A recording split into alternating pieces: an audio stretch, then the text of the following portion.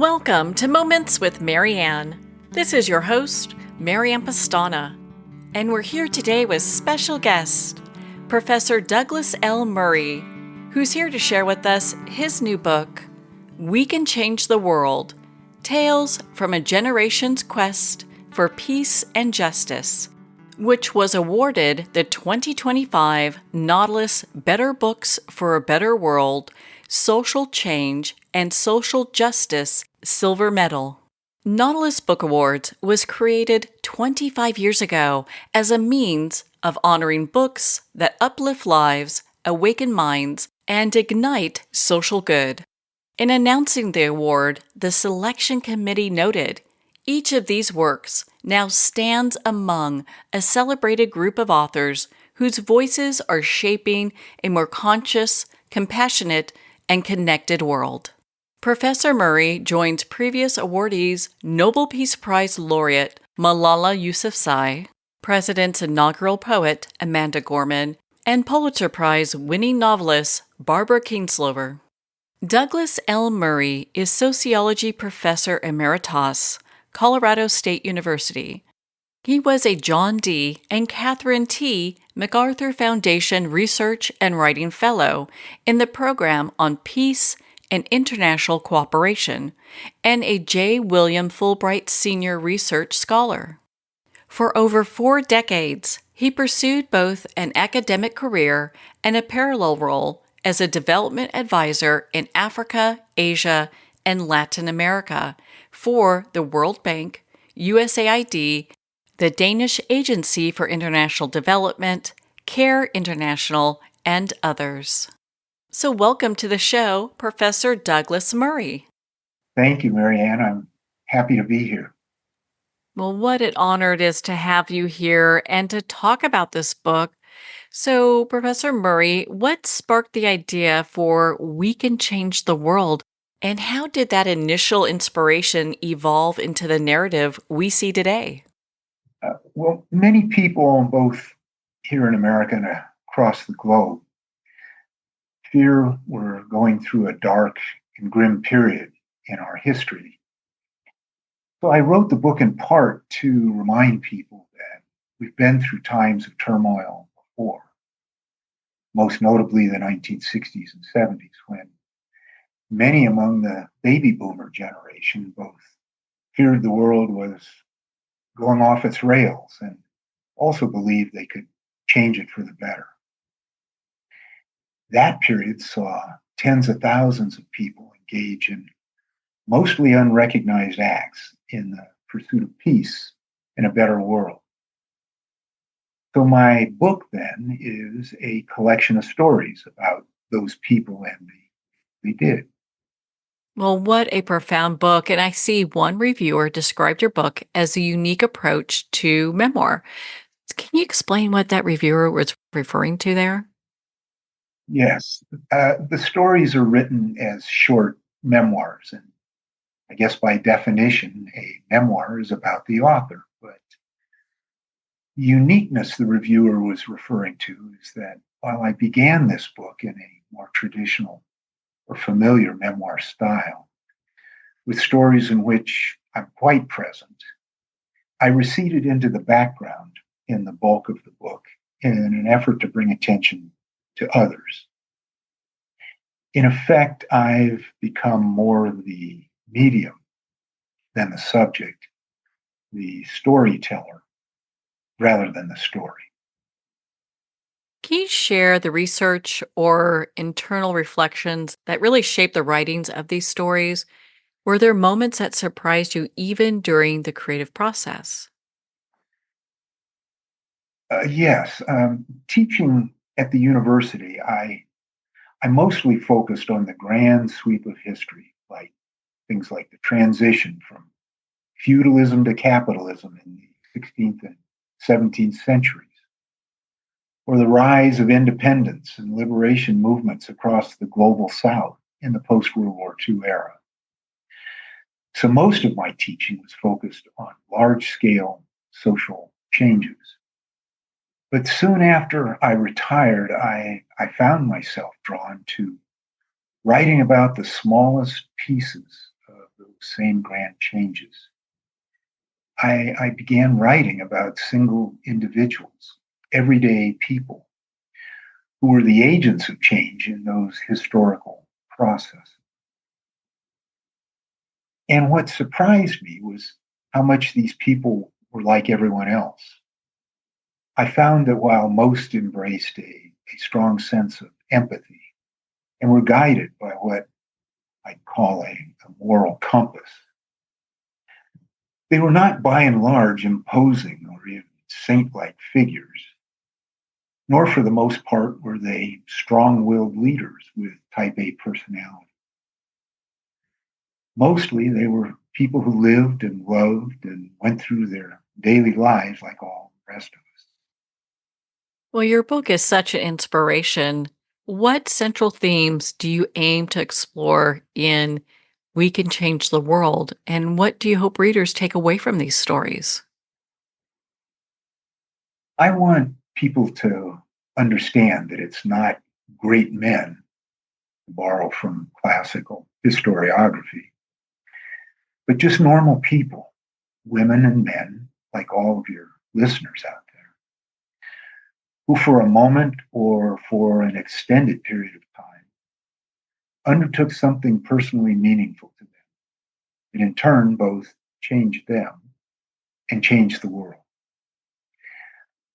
I want my readers to not give in to the narrative that we are helplessly swept along through history by powerful currents over which we have no control.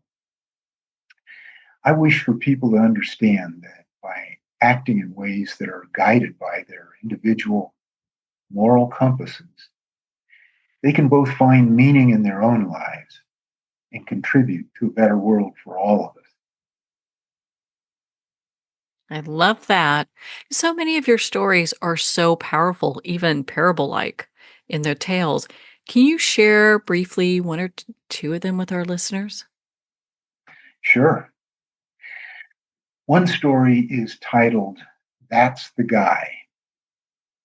It's the story of a young government worker in Canada named Bob, whose job was to each morning file daily cables from embassies in Latin America. It came in overnight to the home office.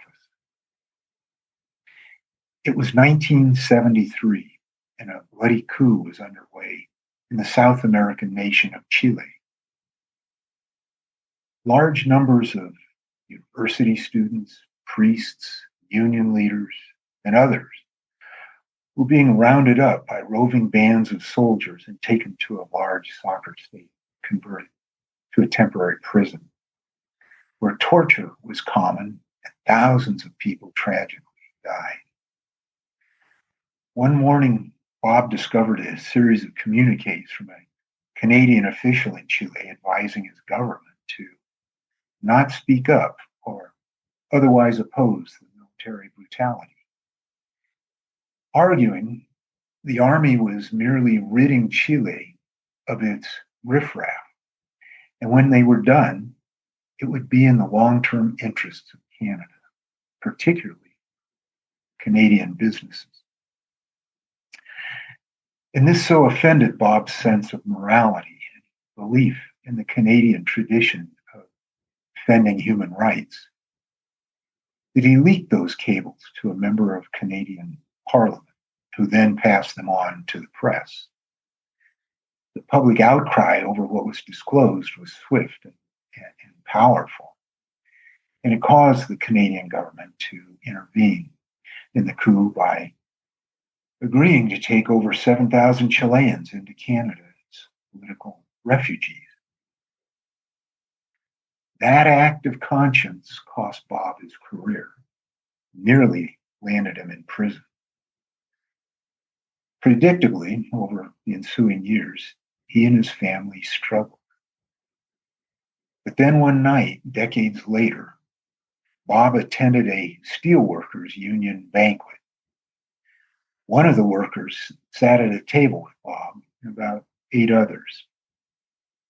And he was explaining to a woman sitting beside him that he was Chilean and that he'd been held in a cell in a soccer stadium during the coup. He said he had feared for his life. Then, he explained, someone leaked some cables that led the Canadians to come and take him from his cell and fly him to Canada. The woman beside the steelworker leaned into his ear, pointing across the table to Bob, and whispered, "That's the guy." The Chilean's eyes went wide. He jumped up, walked around the table, lifted Bob from his chair, and held him in a fierce embrace. And in a quaking voice, he said simply, "Thank you." Bob told me in an interview years later, it was at that moment he finally realized that all those years of trying to piece his life back together, after that momentary act of conscience, had all been worth it.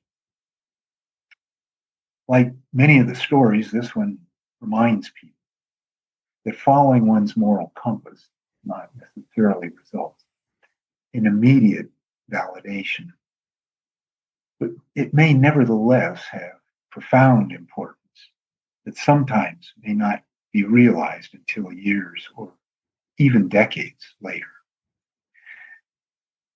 Another story in the collection is titled "The Better Angels of Our Nature,"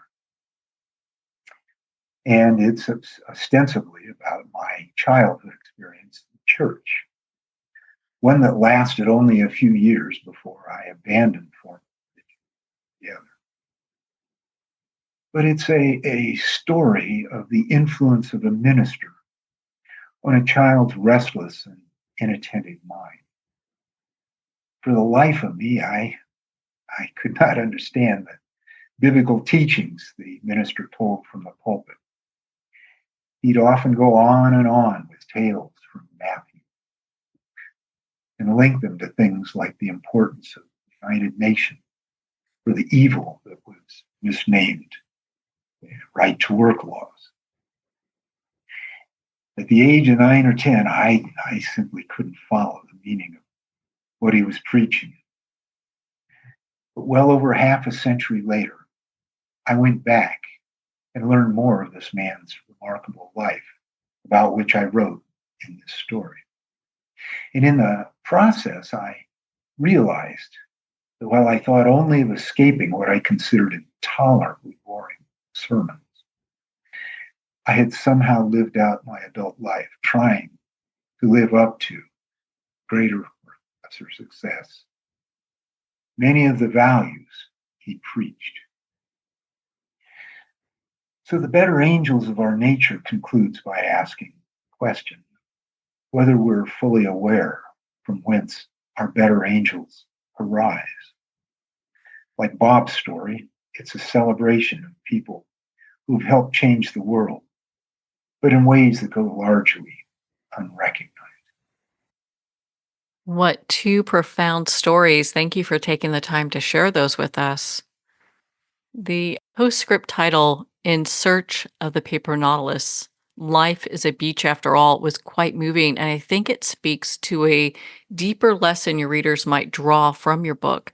I also think that the audience would enjoy your reading this as an example of what beautiful prose with which you write. I'd be happy to. I should note there are a couple of references in the following excerpt that your listeners may not fully grasp until they've read the story in its entirety. I think it will still, as you suggest, give an idea of the nature and tone of the book.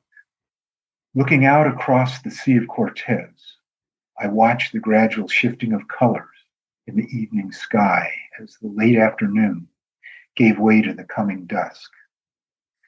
The calamari fishermen were arriving to their nightly stations out on the open sea and beginning to light their lanterns to attract squid and various other fish to their line.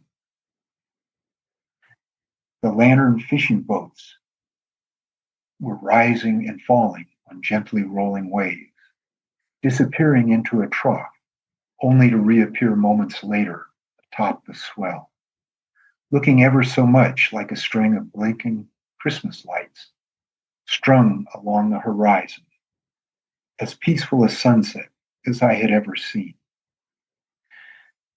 The exhilaration of the afternoon was evolving into a sense of reverence as the world around me softly changed. As dusk descended, I pondered the wonderful day just coming to an end, as one is wont to do in such moments, and then reflected further back on the many other wonderful days over the years of my sojourn. I asked myself, so who's to say my luck needs to be? Maybe I'm already the luckiest man alive. One's quest will always come to an end, whether in a moment's encounter with the great Leviathan of the deep, or in the quiet grasp of unrelenting age. It is the quest that speaks to our passage through this world, the achievements mere signposts along the journey. While not diminishing the goals, I came to accept it is that to which we devote ourselves that is our essence. The goals will remain elusive, but how we pursue them will define us. That is so beautiful. Thank you for sharing that. My goodness. I understand that you have another book in the works. Yes, I do. This one is a novel, and it's about the collision of two worlds, one of a West African immigrant and the other of a wealthy white family in Middle America. It's a story of privilege and prejudice and the ultimate healing that simple grace can bring to people who do not necessarily recognize the ills from which they suffer. The working title is Ashanti's Gift, and I hope to have it ready by year's end. Well, I can definitely tell that by your writing, this might also be another Nautilus Award book entry, hopefully winner. And it sounds like such a wonderful book, and perhaps we can have you back when that comes out. That would be wonderful. Well, Dr. Douglas Murray, where can our listeners learn more about your book? The We Can Change the World is available on certainly through all of your local independent bookstores, as well as many of the online sellers that people can access. Well, Professor Murray, thank you so much for taking the time to be on the show with us here today. Thank you so much. Well, thank you, Professor Murray. It's been such an honor to spend this time with you and talk about your Nautilus award-winning book, We Can Change the World: Tales from a Generation's Quest for Peace and Justice. We Can Change the World is available at Amazon, Barnes & Noble, and all indie retailers. Remember, support our indie bookstores. If you don't see it on the shelf, just ask for them to order it. Well, we're at the end of our time today. I'd like to thank everyone for tuning in. You've been listening to Moments with Mary Ann, where we make every moment count.